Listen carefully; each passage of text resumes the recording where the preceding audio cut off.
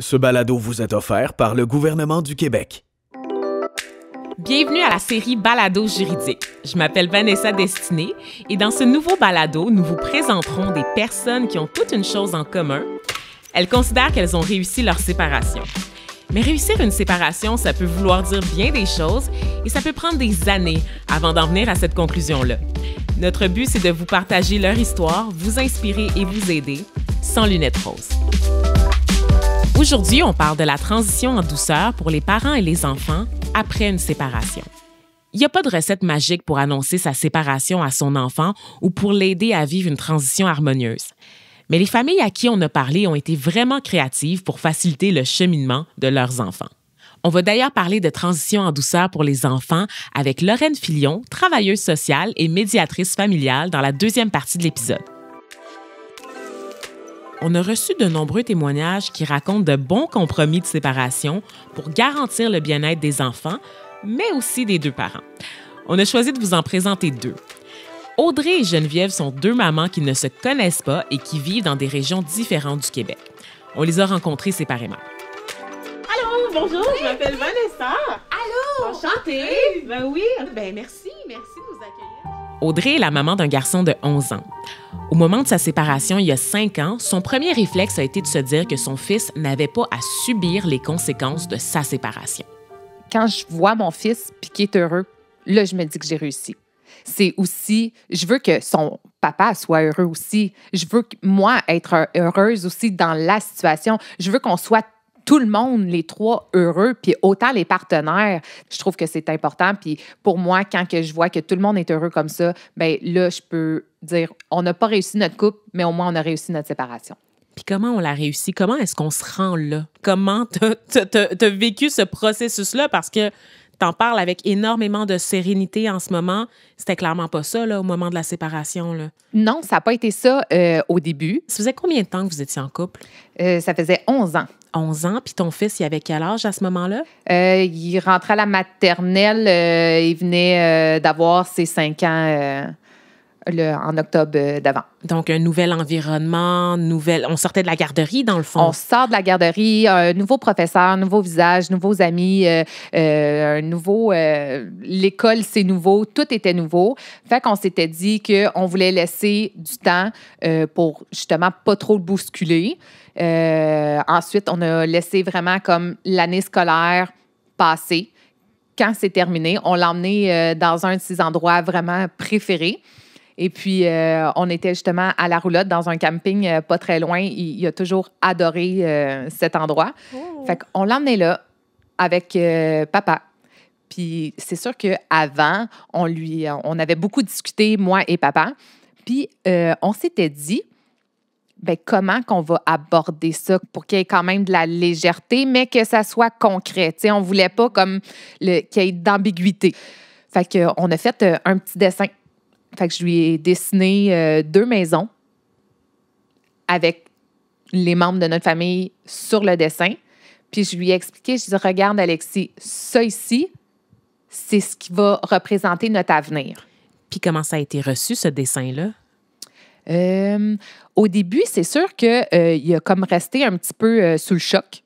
Qu'est-ce qui se passe? OK, papa puis maman, là... c'est vrai pour vrai, là, ils se séparent. Puis après ça a quand même bien été. Tout s'est fait en douceur. Il n'y a pas eu trop de changements au niveau de sa personnalité. Il n'a pas été colérique ou quoi que ce soit. Je lui ai dit, si tu as des questions, viens me voir, va voir papa. Nous, on est là. Puis est-ce qu'il en a voulu? Est-ce que vous en a voulu par la suite? Qu'est-ce qu'il vous a exprimé justement comme émotion? Finalement, il s'est ouvert? Il est venu vous parler?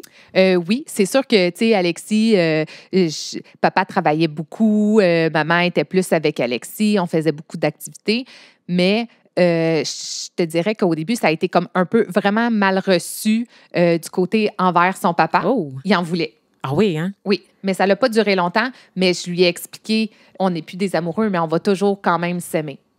La garde par la suite, à partir du moment où on se sépare, est-ce que vous avez consulté, vous avez été chercher des services pour vous aider à gérer la séparation? On a été en médiation. On a été à 2. Seulement 2? Oui, parce qu'on s'entendait vraiment trop bien. Notre communication, nos valeurs étaient les mêmes. Fait que rendu là-bas, on était comme, ben non, tu sais, comme... Tu sais, prends qu'est-ce qui te revient. Pour moi, c'était vraiment important que Alexis voit autant son père que sa mère. Je suis pas plus importante que papa, là. Puis même encore, si lui, il y a des projets dans la semaine, il m'appelle, ben chez papa, chez maman. Tu sais, on lui a jamais imposé non plus, à part, tu sais, c'est sûr qu'au début, vers 5-6 ans, c'est sûr qu'on lui disait, on veut que ça soit égal, tu sais. Mais là, il décide puis il prend ses propres choix. Nous, ça nous dérange pas, en autant que ça fasse son plaisir à lui puis son bonheur. Puis est-ce qu'avant d'être engagé dans ce processus-là, tu en avais entendu parler de la médiation? Non, pas tant. Ah ouais, hein? Oui, non, pour vrai, moi, je suis allée là-bas, oh mon Dieu, c'est quoi qu'ils vont dire, c'est quoi qu'ils vont demander. Je savais pas du tout où est-ce que je m'en allais. Pas du tout. Puis dis-moi, c'est ça, donc le processus de garde de ton fils, vous avez un système aussi qui repose sur l'utilisation d'un cahier Canada. Ça me fascine. Qu'est-ce qui se passe avec le cahier Canada? Oui, ben tu sais, hein, on sait toutes, des fois, des enfants, ça peut être un petit peu manipulateur. Un petit peu. Mais les adultes aussi, à leur défense, à la défense des enfants. Oui, mais les enfants aussi. C'est le procès des enfants aujourd'hui qu'on fait, là. C'est ça. Quand on est à l'âge d'être en maternelle, ben ça peut des fois porter à confusion. Oui, mais maman me dit oui. Moi, j'ai le droit de faire ça. Moi, chez papa, j'ai le droit de me coucher à telle heure. Wow, mais notre papillon. Fait que on voulait vraiment tenir un compte-rendu de tout ce qui pouvait apporter de bien.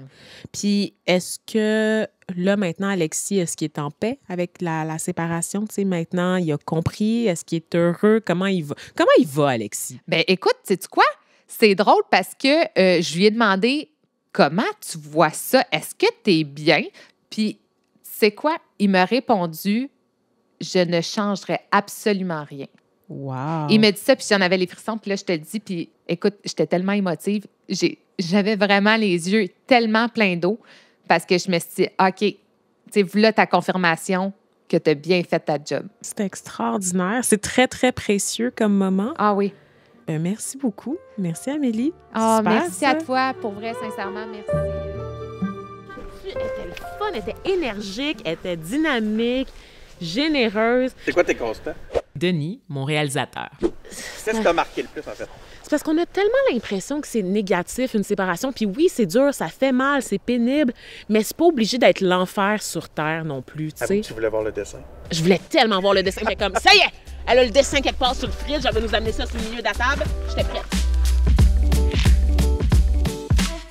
Il y a depuis longtemps 2 approches prédominantes au moment de la séparation des parents, soit la garde exclusive, soit la garde partagée. Ici, c'était plutôt les parents qui déménageaient au lieu des enfants. Le nesting, c'est une solution de plus en plus envisagée, notamment pour assurer une stabilité aux enfants. Alors, bonjour, je m'appelle Geneviève. Je suis séparée depuis 4 ans et mon ex-conjoint et moi, nous partageons la même maison en garde partagée. Donc, c'est les enfants restent dans la maison et nous, on se promène d'un appartement à la maison. On s'échange le temps avec les enfants depuis 2 ans. OK, puis si tu te sens à l'aise de nous raconter comment ça s'est passé, dans le fond, c'était une relation qui a duré combien de temps? Bien, en fait, ça faisait, je pense, 17 ou 18 ans qu'on était ensemble. Là. Ça faisait quand même très longtemps. Puis, on s'est séparés parce que ça fonctionnait plus, mais on est restés amis, en fait. Et ça nous a beaucoup aidés. C'est probablement la raison pour laquelle on est capable d'avoir cet arrangement-là pour le bonheur, le grand bonheur des enfants, parce qu'on est restés amis, parce qu'on a pris chacun notre responsabilité par rapport à la relation, par rapport à la rupture aussi. Donc, je pense que les enfants, ça a toujours été dans le but de protéger les enfants. Je pense que les enfants se sont pas sentis non plus pris en otage. En tout cas, on voulait pas que les enfants se sentent qu'ils devaient choisir entre lui ou moi, entre l'amour d'un père ou l'amour d'une mère. Ouais. Est-ce que vous avez été en mesure de les préparer à la rupture? Bien, en fait, oui, nous autres, ça a été la même chose. Notre plus grand terminait l'école primaire. Donc, on a attendu, je pense qu'on s'est séparés au mois de mai, on a attendu qui a fini son année scolaire pour lui annoncer. Puis, en fait, on l'a annoncé aux deux en même temps. Les deux, on était présents avec les deux enfants. Donc, ça s'est fait... c'est jamais facile, là. Mais ça s'est fait dans l'harmonie, puis dans le respect surtout. On a un respect mutuel, lui et moi. Donc, ça aide énormément. Vous vous entendez bien, vous êtes des amis, tu l'as dit, mais c'est quand même des émotions difficiles à vivre. Comment tu décrirais ton état d'esprit durant cette période-là? Bien, je pense qu'il y a un deuil à faire, tu sais, un deuil de la relation, un deuil de la famille. Pour moi, c'est ce qui a été le plus difficile. Puis c'est peut-être la raison pour laquelle on a cohabité pendant 2 ans par la suite. C'est parce qu'on voulait pas démolir cette famille-là, si je peux le dire ainsi. On voulait pas défaire ce lien fort-là. Puis je pense qu'il est toujours là. On va toujours se voir comme étant une famille, même si on n'est plus un couple, lui et moi. Puis je sais que ça peut être mélangeant pour les enfants, peut-être au départ, à un moment donné. En même temps, j'ai l'impression que c'est sain qu'il y ait cet exemple-là dans leur vie d'une séparation qui se fait dans le respect et dans l'harmonie. Et puis finalement, après 2 ans, vous avez décidé que ça serait autre chose. Qu'est-ce qui a mené à cette décision-là de se tourner vers ce qu'on appelle le nesting? Bien, je pense que c'est venu de moi. Moi, j'avais besoin d'avoir du temps pour moi. Je restais tout le temps dans la maison, tu sais, avec les enfants. Et j'avais besoin d'avoir mon environnement aussi à moi. J'avais besoin de me réapproprier ma vie en quelque part. Donc, je pense que nous, ça nous a permis de faire ça par étapes. Et puis, en fait, notre nesting va se terminer bientôt. Là, il va se terminer probablement à la fin de l'année scolaire. Donc, on va l'avoir fait pendant 2 ans. Ouais. OK. Et là, c'est quoi? Qu'est-ce qui vous attend? C'est quoi la prochaine étape, alors? Bien, le plus jeune s'en va au secondaire. Puis, en fait, ce qui rend les choses compliquées, c'est que notre maison est en campagne. Elle n'est pas à Montréal. Et puis, faire une semaine, c'était trop compliqué. Montréal est trop loin des écoles. Donc, en tout cas, c'était vraiment la façon la plus... c'était plus pratique pour nous de le faire comme ça. Mais j'avoue que moi, après 2 ans, d'être prise dans mes valises, de changer de place aux 4-5 jours, je trouve ça difficile. Je trouve ça vraiment, vraiment difficile parce que j'ai pas l'impression d'avoir ma place à moi non plus. Tu sais, ça devient la maison des enfants. Mais je suis hyper heureuse de l'avoir fait. Je trouve ça beau. Je trouve que c'est un beau cadeau à offrir à ses enfants si on peut se le permettre, si on est capable de le faire, comme je disais, dans l'harmonie et dans le respect. Bien, c'est super intéressant quand même parce que vous avez essayé toutes sortes de modèles, tu sais, puis ça montre aussi qu'on n'est pas obligé non plus de rester fixé sur un seul choix. Tu sais, c'est en mouvement aussi parce que la vie l'est de toute façon. Donc, Puis moi, j'ai pas pris la décision encore par rapport à la maison si je la garde ou si je déménage non plus. Donc, est-ce que moi, je me rapproche de la ville ou non? Ça, c'est pas... on n'est pas fixé encore à ce niveau-là. Je me demandais quel regard les enfants posaient sur leur séparation. Les adultes s'entendent pour dire que tout s'est bien passé, mais est-ce qu'on a posé la question aux enfants pour savoir si pour eux, ça s'était réellement bien passé? Bien, j'ai l'impression qu'ils nous trouvent un peu étranges quand même. Je pense que secrètement, les deux auraient peut-être le goût d'avoir 2 chambres à coucher dans différentes maisons, tu sais. Il y a ça aussi. Mais en même temps, je pense qu'ils réalisent à quel point c'est précieux d'avoir eu l'occasion de vivre une séparation comme ça. Puis je pense que ça va les préparer aussi pour leur relation future. Tu sais, je sais pas, comme exemple, je trouve que c'est un bon exemple à donner à ses enfants. Puis j'ose espérer que ça va être des grands amoureux puis des bons amoureux aussi. Puis dis-moi, en terminant, si tu avais un conseil à donner aux gens qui nous écoutent là, par rapport à ces modèles-là, justement, de cohabitation, quel conseil tu leur donnerais aux gens qui essayent de peser le pour et le contre de la meilleure façon de gérer la garde partagée? Il faut écouter son propre rythme, il faut écouter ses besoins, et puis la communication, c'est cliché, mais la communication aussi avec l'autre, et c'est super important. Puis avec nos enfants, parce que nos enfants aussi ont des besoins dans tout ce processus-là, donc c'est important de les écouter. Bien, merci beaucoup pour ton témoignage, Geneviève. Merci, Vanessa, merci.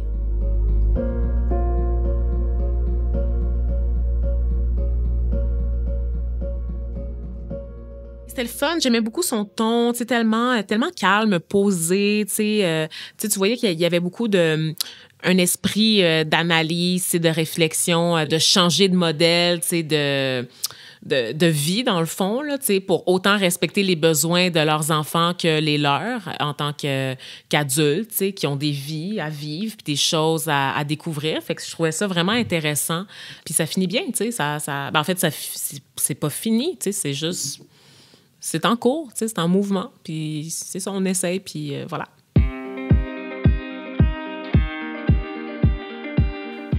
Bonjour, Lorraine Filion, je suis travailleuse sociale, médiatrice familiale et coach coparental. Vous faites ça depuis combien de temps? Oh mon Dieu, depuis une quarantaine d'années, voilà. Dites-moi, c'est quoi les situations les plus récurrentes que vous avez vues dans le cadre de votre pratique? Ben, le plus souvent, on rencontre des parents bienveillants. Moi, j'ai jamais rencontré des parents qui veulent pas le bien pour leurs enfants. Oui, il y a de plus en plus de gardes partagées. On parle de jusqu'à 40% de parents qui seraient en garde partagée. On n'a pas de statistiques tout à fait justes parce qu'on a beaucoup de couples en union de fait au Québec. Alors, il y en a de plus en plus. Une semaine, mais il faut, je pense, penser à autrement. Puis les parents y pensent aussi. Donc, les jeunes enfants, par exemple, ça peut pas être une semaine. Là, je parle des enfants de 0-3 ans. Hein, ça peut être très difficile pour eux.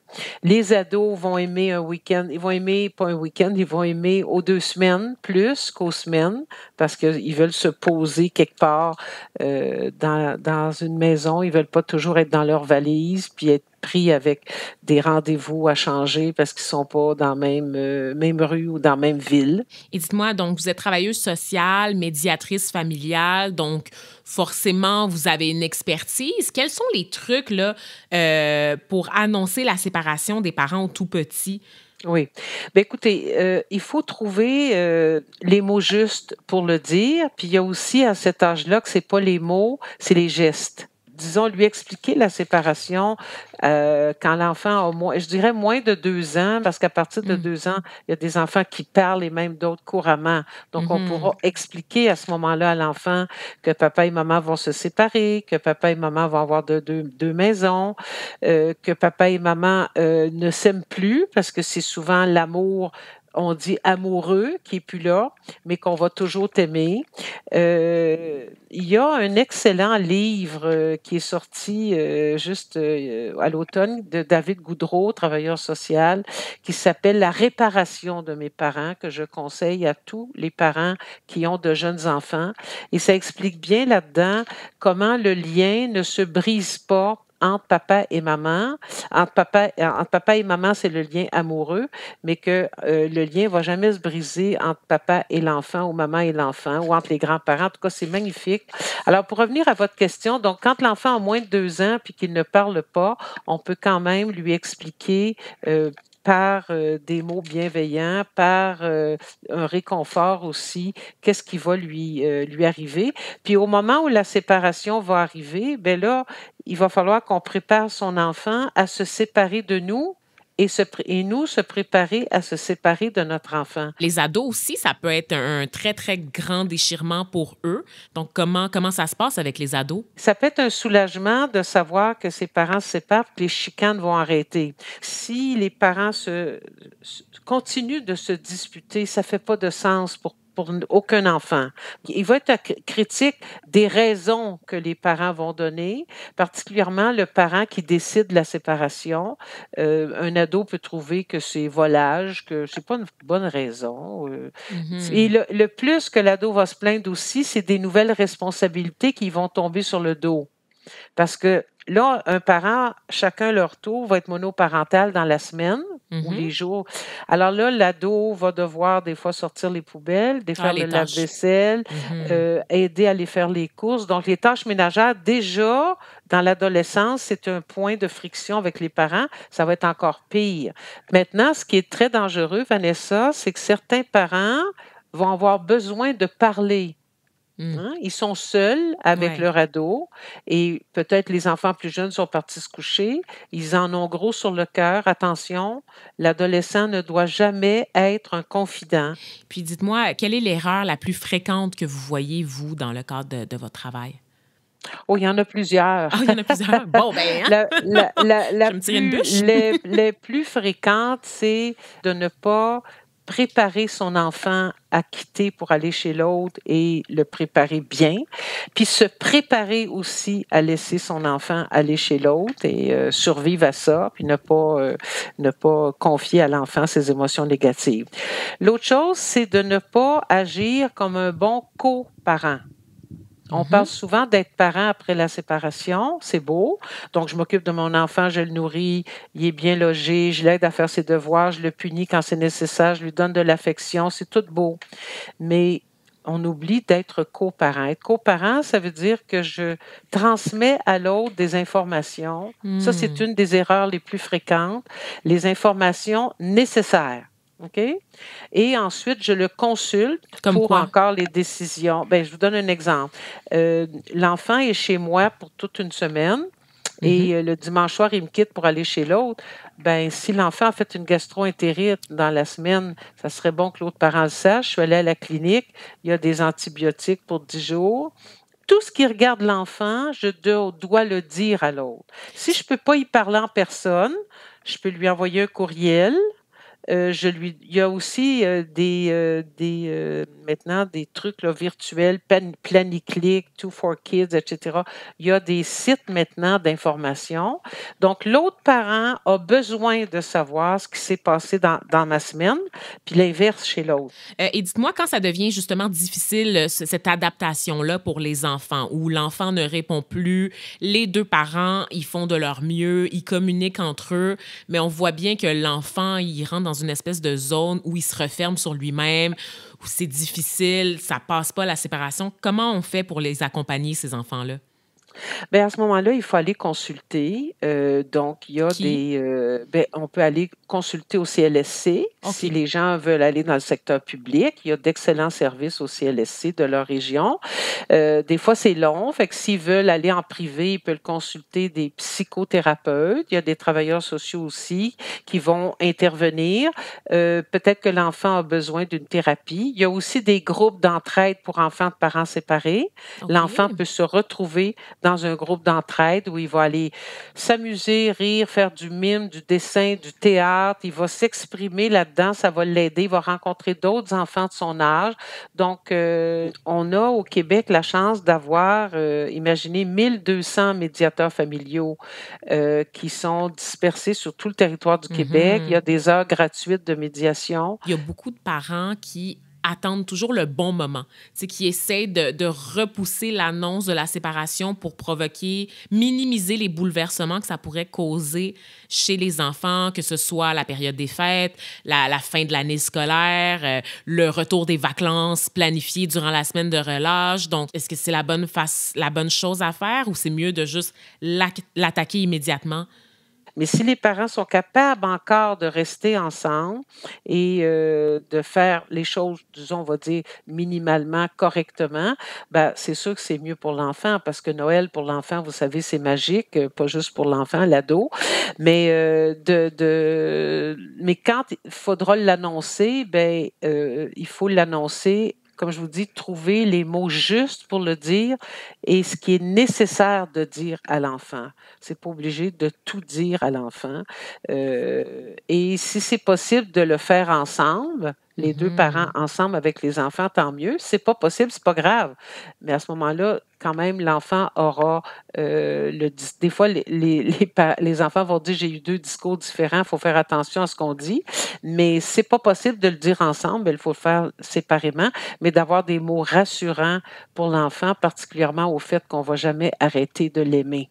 Il y a des jeunes enfants qui se demandent, hein, bon, si maman, elle aime plus papa ou papa aime plus maman, est-ce qu'ils vont arrêter de m'aimer? Donc ça, pour les jeunes enfants, c'est très important de dire, on va jamais nous arrêter de t'aimer. Oui. C'était un mot de la fin qui était impeccable selon moi. Donc, je pense pas que je peux rajouter un message plus pertinent que ça. Alors, je vais me contenter de vous remercier énormément, Madame Filion. Donc, merci d'avoir pris le temps de jaser avec nous aujourd'hui.